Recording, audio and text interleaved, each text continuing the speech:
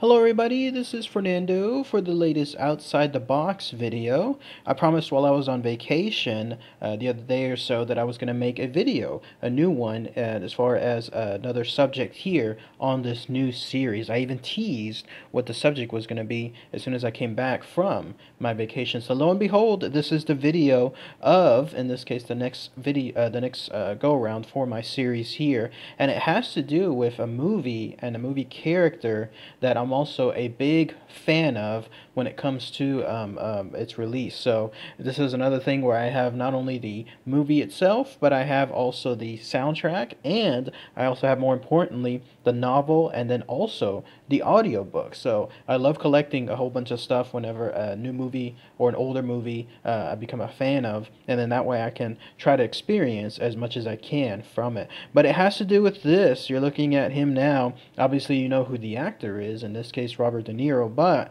instead it's going to focus more on his character, known as Gil Renard, and it's in association with the movie called The Fan, which was released back in 1996. So let's go ahead and let's talk about all the information associated with this outside the box character. And as always, it's just going to be talking about who this person is, the character, in other words, what did they do, why did they do it, more importantly, what would have happened had they succeeded in their plans. And then, as always, I'll put little bits of trivia here and there. So let's go ahead and let's start the video off here. So what was, in this case, Gil Renard, his character, and then the movie itself, The Fan? Well, it was a movie that was released back in 1996. It was directed by Tony Scott, and not only starred Robert De Niro, but then also Wesley Snipes. This movie was actually based on a novel that came out just shortly before it. I think it came out maybe about 3 or maybe 2 years before the film itself. It was one of those things where the novel got noticed pretty quickly. It was a novel by Peter Abrahams, and so when that happened, there was a small bidding war to try to make sure that the film rights could be secured, and then that a film could be released immediately. So in this case, once it was released, it just went over, got a couple bids, and then it was adapted, in this case, to the film called The Fan. And once that happened, and you had an A-lister like Robert De Niro on board, then everything else just pretty much came into play. Although, if I'm not mistaken, I believe it was actually Mr.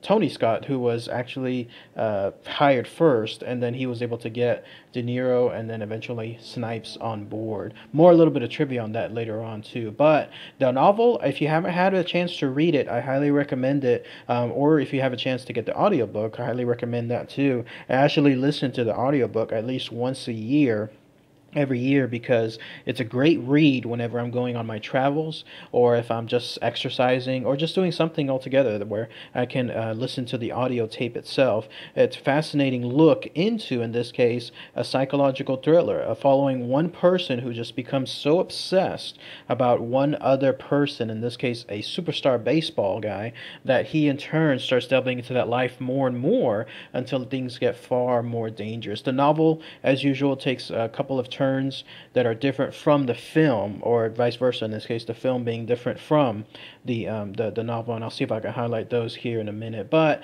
it introduced the world, in this case, to Gil Renard. So who is Gil Renard? Well, Gil Renard is a knife salesman who works at his father's knife company. Although it seems like in this case his knife company is not his anymore. It was sold who knows how far back. I think the novel even details that his father sold it when he was kind of like down and out. And so he sold it, got some money, but as Gil puts it, he didn't necessarily get paid a whole lot for it. He was kind of like taken advantage of. And so either way, though, Gil was able to stay on board and continue to be a knife salesman for that company, especially because of the relationship that I guess he held with some of his contracts or some of his clients. It implied that there was a time that Gil was pretty successful. Like he had a streak that went on for a good while when it came to his salesman skills. But somewhere along the way, things just took things from bad to worse. And he's at a point, especially at the time that the novel takes place and the movie takes place, where he's on a very low streak, not just in the job, but also in his life as well.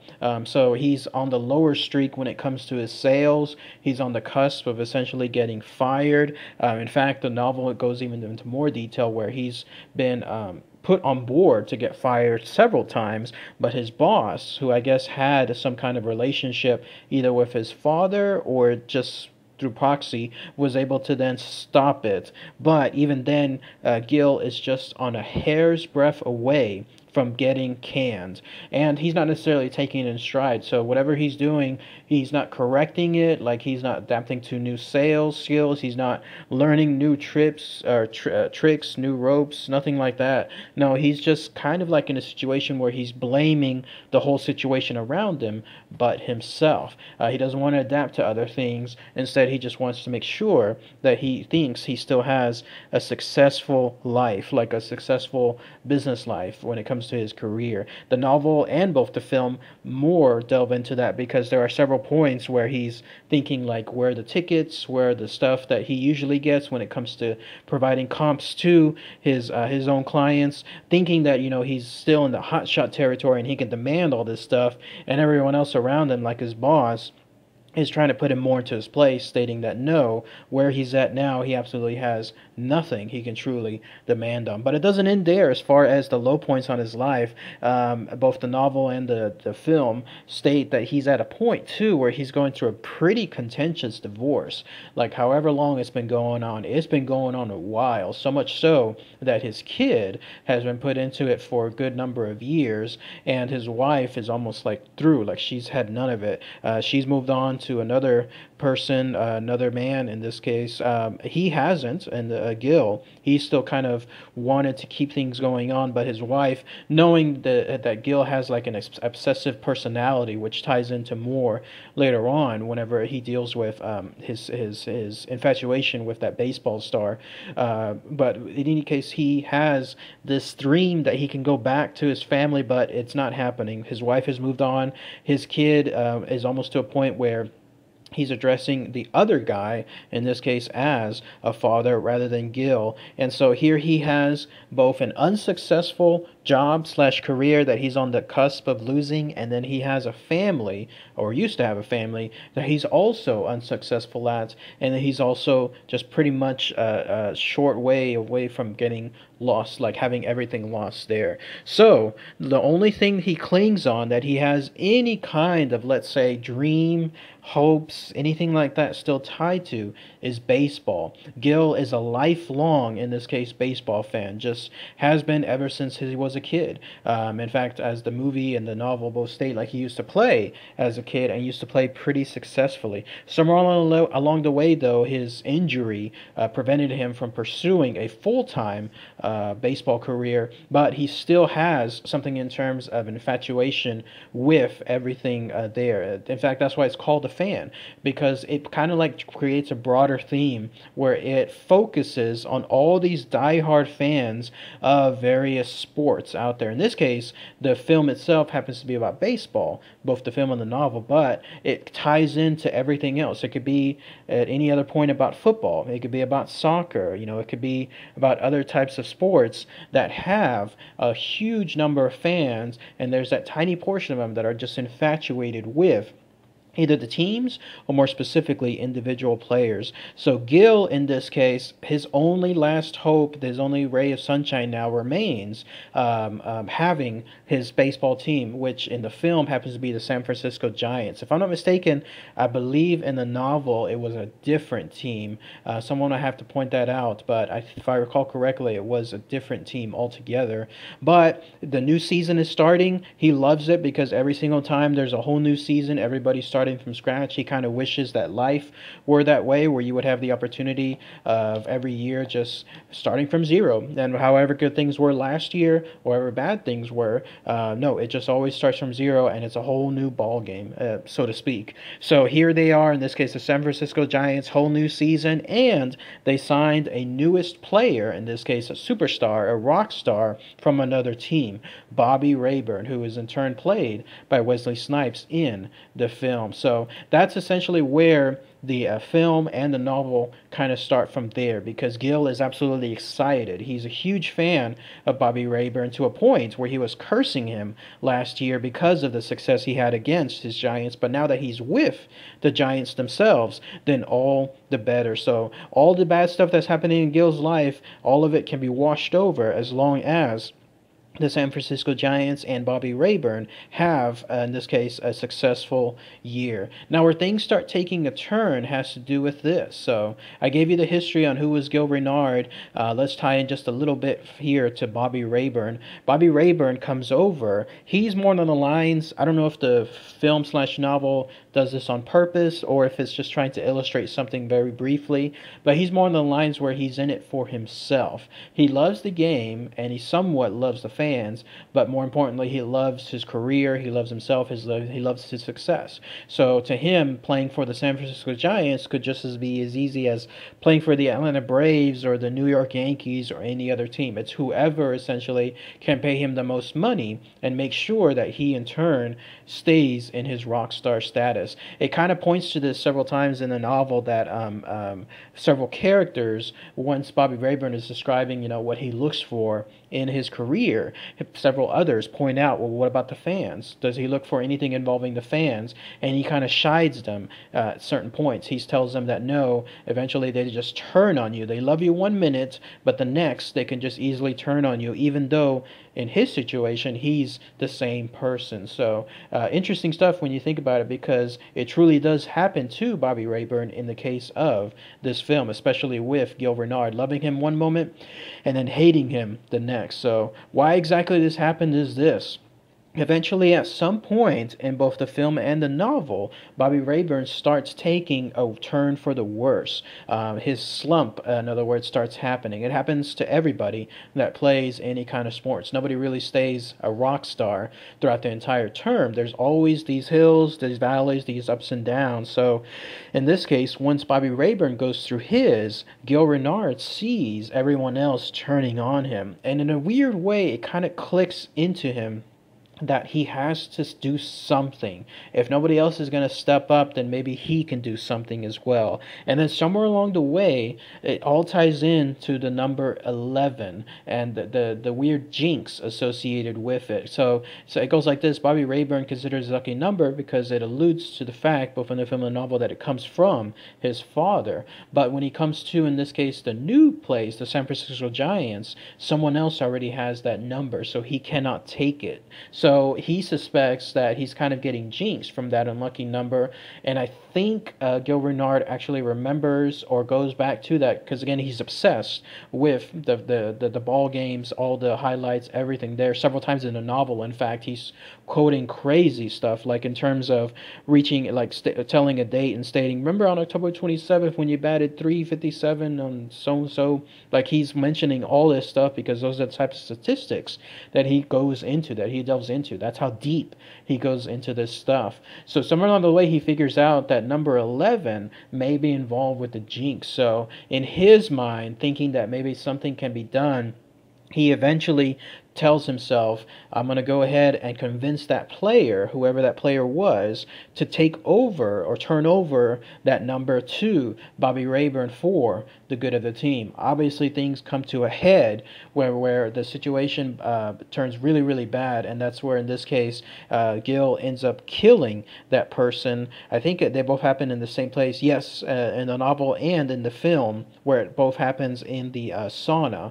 and that's because Gil, using his skills with a knife, because again he's been dealing with knives his whole life, essentially kills by stabbing the player, and then he was able to then have Bobby Rayburn get that number. And then at that very same time, through a weird ironic circumstance, Bobby Rayburn himself decides, you know what, this is all too much. Everyone is turning on me. This is before he finds out that other player was killed. He starts thinking to himself, everyone is turning on me, I'm just going to quit. Like in other words, taking things so passionately. I'm just going to play like I normally play. So be it. If things are better, great. If not, so be it. He just has more of a laissez attitude, and it works. He seems to have now the ability to hit yet again. But it's again at that very same moment, that ironic moment, that Gil kind of, in this case, kills the other person, and Bobby Rayburn gets his number back. So Gil is thinking that this new turn of events is because of his actions, and he's wanting to be kind of in a weird way thanked for it,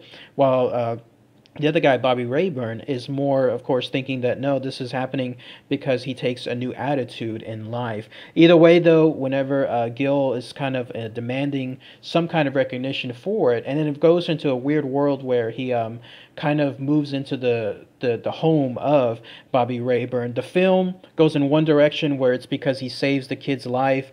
The movie, the novel, goes into a different direction where it's because he's there to try to find contract work after saving the kid's life. He saves it too, but he still stays there for a good while after providing his services, in this case, fixing the home of Bobby Rayburn. Either way, though, he gets into Bobby Rayburn's life, and then that's when, man to man, essentially, close to one another, that's when he starts asking him, well, is there a thank you that I can get for doing all of this? As far as what happened with Primo, I think that was the baseball player's name that was killed, and that's when Bobby Rayburn suspects that something bad truly happened, and it was this guy's fault. So that's essentially what Gil Renard did. He took things to a whole different level, where it was now, instead of being a fan, he moved into a fanatic. He took on both an extreme level when it came to killing that other player, and now he's moved in to Bobby Rayburn's personal life, both saving the kid's life, and then also, at least in the novel, living with them for a good while in one of the second homes, or one of the side homes that Bobby Rayburn had. So things, of course, take an even more worse turn when feeling chided and being told by Bobby Rayburn that no, that it doesn't have to do with the fans. It's just him not caring. It's just him taking on a whole new attitude in life.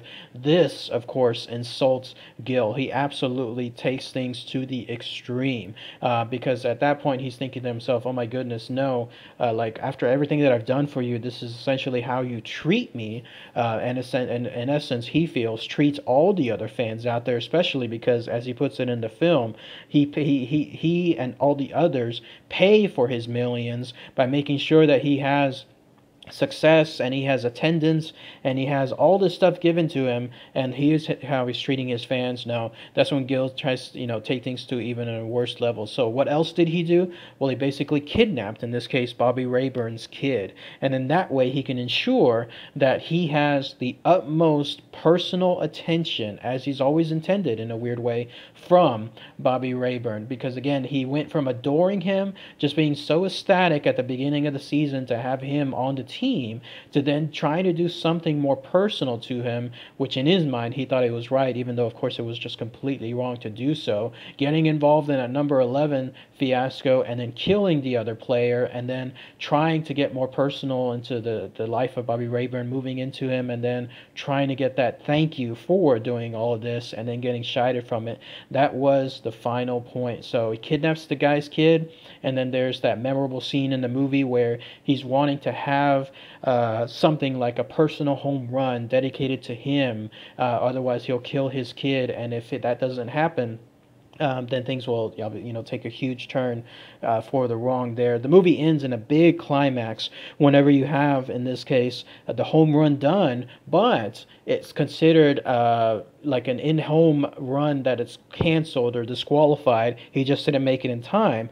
And lo and behold, it's because Gil is impersonating the umpire. Somehow he gets into the security locker and is able to get the umpire's clothing. The novel goes into a different turn. He actually is able to steal one of the mascot's stuff by actually, unfortunately killing the young kid who was in the mascot, the young teen, takes it and then impersonates the mascot itself. Either way, though, it still ends with the final standoff with Bobby Rayburn, trying to clamor and asking, where's his kid, and then Gil stating, where's my thank you, and then he gets shot right before, he's able to reveal eventually like where the kid is. Eventually, though, of course, the police find out, and once that happens, the kid is saved, and he's able to then Bobby Rayburn is reunite with him, and he takes a different outlook in life for his fans afterward. In fact, it's implied at the end of the novel that Bobby Rayburn continues to have the best season ever, either because of the turn of events or because he changed his life. Whatever was the case, he then has the best start to his career, a new launch, in other words. While Gil is, of course, considered somebody who was insane and went on just this track of being peaceful to mad to then just insanity, and is killed from it afterward. And he's talked about it forever linked. The novel states his name is too, in this case, Bobby Rayburn. So, but that's in essence what Gil Renard did, like why he did it, what he did, who he was, who Bobby Rayburn was. Some interesting though little changes too from the novel.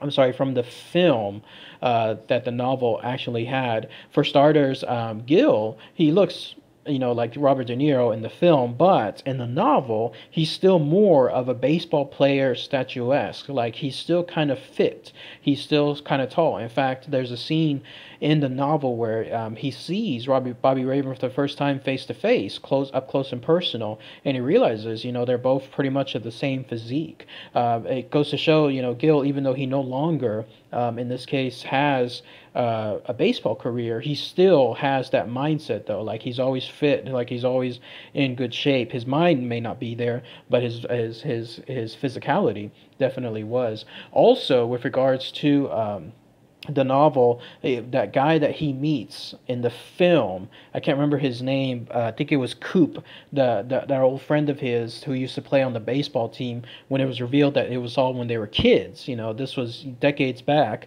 and Gil still held on to that fact. But Coop, he actually in the novel reunites with Gil, and they go on a crime spree of sorts. Like it turns out that Coop is somebody who kind of goes into homes. He not abducts, but he steals from homes, from larger homes. And in this case, Gil introduces into the home of a guy that he used to sell his own personal knives to. Remember that low point I was mentioning earlier as far as Gil Renard being low in sales, which in turn means low in commissions, basically having no money? Well, in order to get by, he would sell his knives to a collector, his own personal knives. These are the knives that his father used to have, which are considered prototypes or are considered very rare ones. So his father passed those knives on to him, his father-in-law being dead, and then Gil in turn sells them piece by piece. So one of the first homes that they hit happens to be this home. Like, Gil personally takes the guy Coop to that home, and in there they run into the wife first, who starts shrieking at these intruders, and then they run into the guy that he was selling the knives to previously. They get into it, and then eventually both get killed, from, in this case, Coop, and then from Gil. It didn't seem like Gil necessarily went out there to kill them, but because they were there being revealed, it just happened where they were attacked, and they attacked back, and then that's where things took that unfortunate turn. The novel also takes a different turn with Coop, because in the film, it's Gil who personally kills, in this case, Coop, swinging him with the bat, crushing him to death with the bat. But no, in the novel, it actually happens where during that encounter there at the home of the home that they were trying to steal the money from, that they sold all the knives to, that Gil did. Eventually, during the attack, Coop got stabbed himself with one of those knives, and so what happened was it got stabbed in the neck, and he ended up dying shortly thereafter in Gil's arms. So kind of a weird twist how that thing turned. So just wanted to point out some differences there too. One last one too. If you've seen the movie The Fan, you've seen Ellen Barkin. She plays somewhat of a minor role in the film, while her character is much larger in the novel. In fact, her character could be considered like the third character in the entire story. In fact, she goes into more of a detective mode. She starts figuring out that once that guy was killed over his number, that guy Primo was killed, then she starts investigating to start to see who it's tied to. She eventually runs into Gil. Her strong investigative streak leads to Gil himself, and once that happens, they kind of get into it just a little bit, like in terms of a fight. Gil escapes, but then she in turn is able to kind of point in the right direction to the cops, who it was, what happened, and then that's how the cops are able to narrow in on Gil afterwards. So if you ever wondered like where that how the cops were able to figure out things so quickly, it ties into that from the novel itself. By the way, another thing too with the novel, Ellen Barkin's character, she also has an affair with Bobby Rayburn, with Wesley Snipes' character. So somewhere along the way, she too, it seems like, is a fan of baseball characters or baseball players, because just like in the film, she's also a sports broadcaster in the novel, but in this case she takes things to a whole other level in terms of being a fan of them. So, and she ends up sleeping with him throughout I think one or several parts of the novel itself. But let's go to the next question. You know, what would have happened if Gil truly had succeeded? Like, what if at that final point, up to the ending game, like he was able to either A, kill the guy's kid, or do something in terms of killing, in this case, Bobby Rayburn. So if that would have happened, and this is where we go into that weird different universe world, here's what I think would have occurred. It probably would have been where if he would have killed, unfortunately, like in this case, Bobby Rayburn's kid, then it would have been all over. Like he would have been caught, he would have been put in jail. There's no way he was ever going to escape on anything. And then he would have been one of those stories that people read about afterward of these fans going to extremes. I mean, just look at John Lennon's killer as an example. Here was somebody who was infatuated with him and took things to a whole other level. And to this day, he is still talked about. His name is 100% synonymous with John Lennon, such as the case with, in this case, Gil Renard and Bobby Rayburn. And there are others there too. Like there was an actress who was killed. I'll see if I can put her name here on this picture, but she had somebody that was obsessed with her too. And this guy eventually went to her apartment. In a weird way, I think if I recall the story correctly, if he wasn't going to have her, no one else could, and so he ended up killing her right there. So these are some real-life examples as far as this infatuation that some fans have. So in this case, if Gil would have been successful, then his name would have been tied forever to the death of Bobby Rayburn's son. No doubt Bobby Rayburn would have had Gil prosecuted to the utmost, and then Gil probably would have gotten the death sentence thereafter. Or, in turn, if Gil was able to successfully kill Bobby Rayburn, it just would have been back to square one. Just that same example with John Lennon's killer and that actress's killer. It would have been another unfortunate situation of, in this case, that person forever being tied to the death of that superstar or that artist or whomever going forward. So there would not have been much to say thereafter. He just either would have been put in jail, or he would have been executed afterward, or he could have had that third situation involving death by cop. It's that unique situation where once somebody realizes their life is over and they happen to be surrounded by cops, they do anything they can to make sure that they can have an instant death. If they can't kill themselves, then they'll have the cops do the killing for them. Like they'll have the cops kill themselves at that point. But it's a short round, but in this case, that's pretty much everything that I can surmise if he would have succeeded.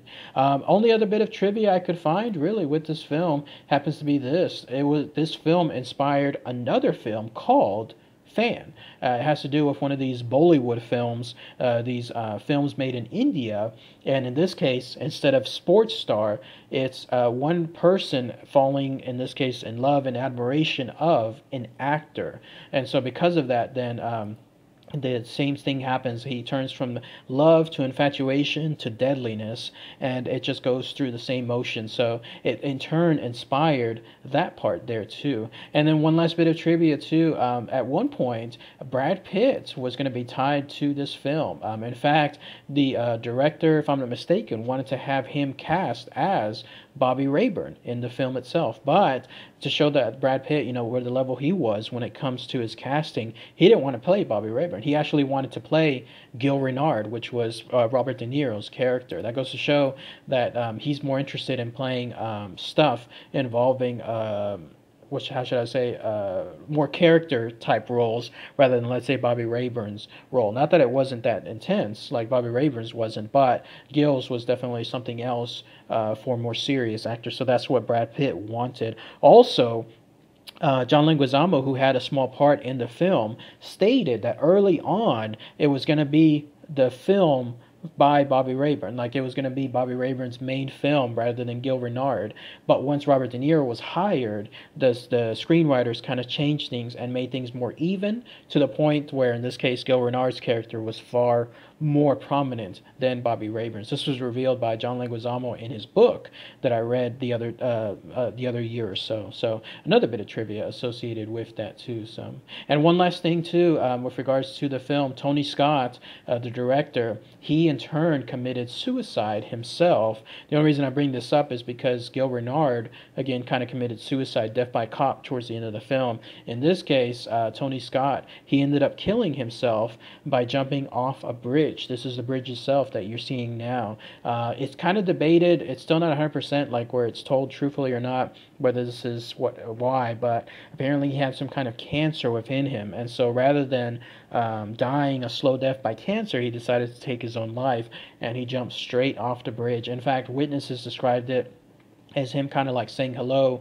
to someone nearby who was watching him do this, and then he just jumped off, no hesitation, and it was instant death at that point. So kind of weird tie-in in this case to the movie The Fan, how both of them ended up committing in a weird way some kind of suicide there too. So, but that's pretty much it. All the info associated with Gil Renard, his character there played by Robert De Niro. I found one of the shirts actually the other year or so online. I think this is a picture of it here that showcases one of the shirts worn by Robert De Niro that was for sale. So a neat little bit of trivia there too, memorabilia in other words. The Fan has now been it's going on over 20 years since it first came out, and it still gets harked on. It almost has like a cult following of sorts because people are discovering it more and more. If you've seen it, if you have a high opinion of it, post those comments below. If you haven't seen it, I do recommend it. Watch the movie and then listen to the audiobook if you can,